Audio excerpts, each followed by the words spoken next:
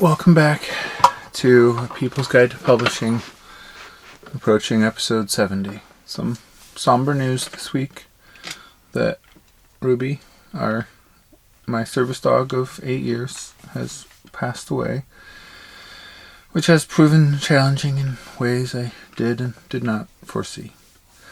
So think of her and think of people that you love and maintain some proximity there if you can.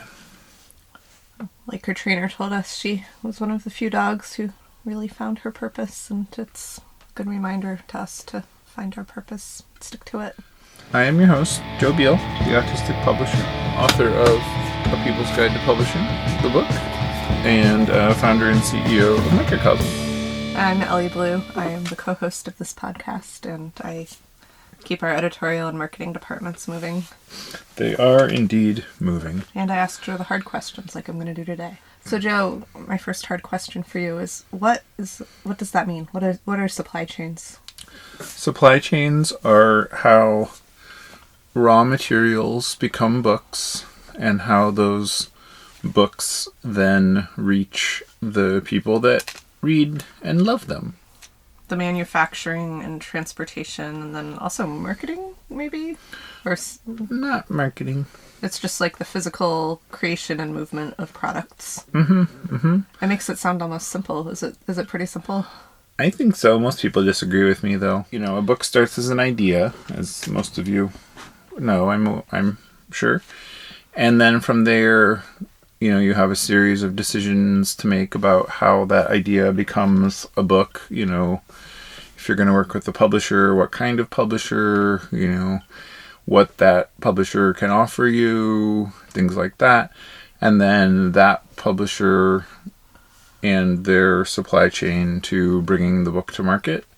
So, you know, on a very, very simplified level, that's like paper gets recycled, paper gets made into sheets, sheets get printed and bound into books, books ship to publisher's warehouse, publisher's warehouse ships to wholesaler's warehouse, wholesaler breaks shipment and delivers to retailers, bookstores primarily.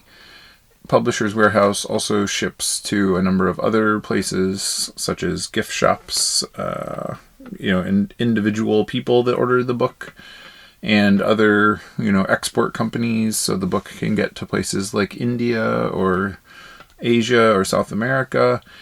And, all of that requires rigorous steps to make sure that books move seamlessly and that the people that are expecting them get them when they are expecting them.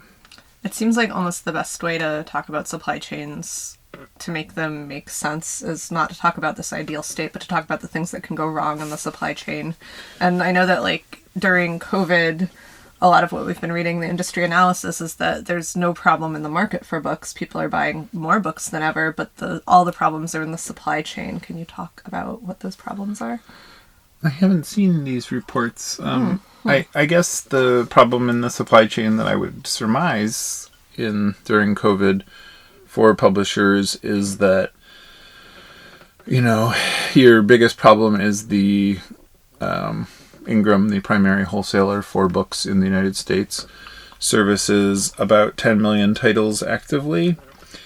And so obviously they can't have a perfect ideal quantity of all 10 million titles at once, because that would be physically impossible, because there would just be no space for people to pick and pack those books.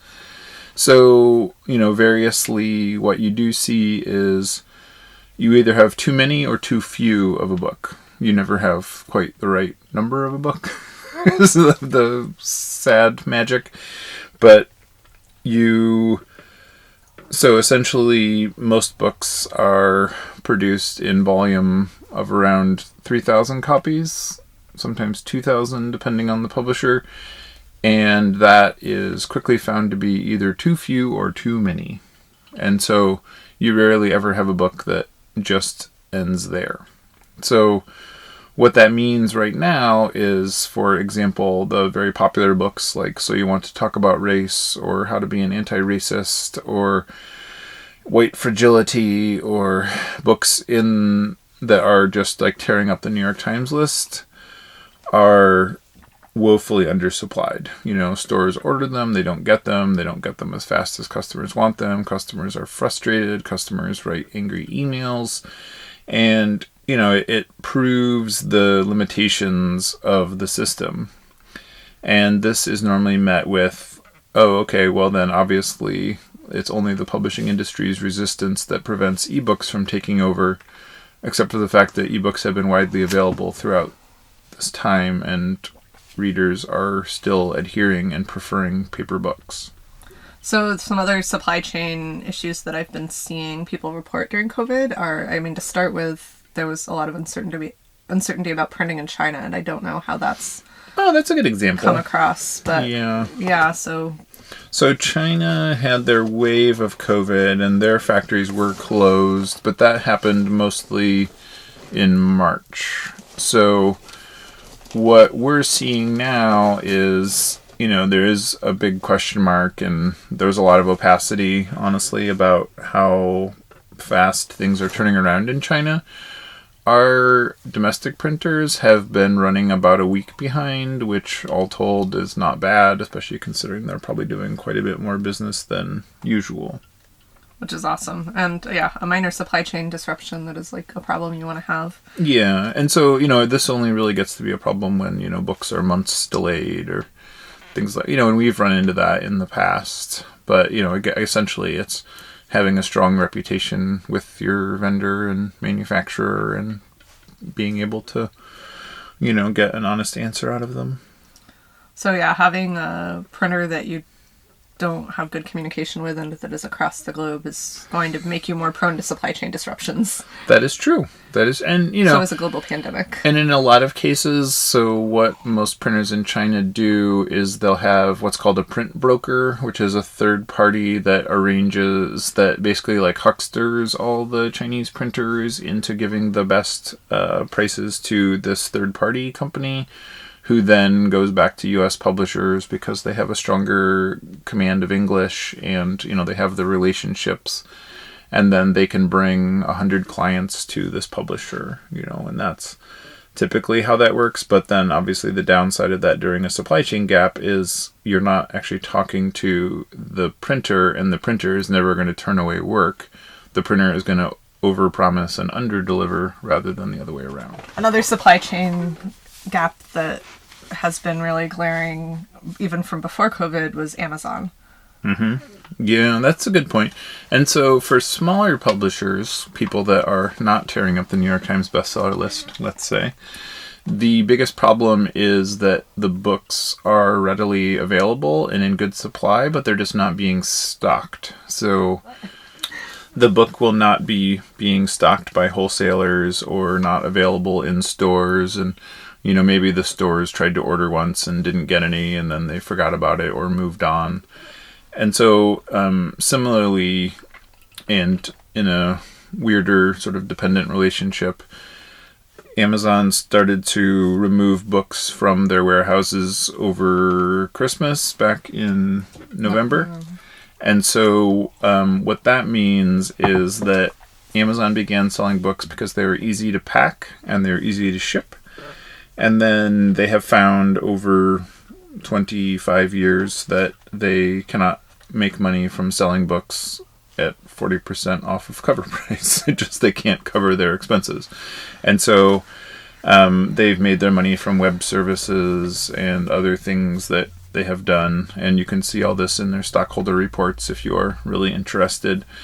And so what's happening now is they're starting to remove books from their primary placements. They're starting to focus on other types of retail products, because the other difference with books is that they have a fixed list price, whereas like when you buy a refrigerator, it has a suggested retail price, but you could really sell it for whatever you want.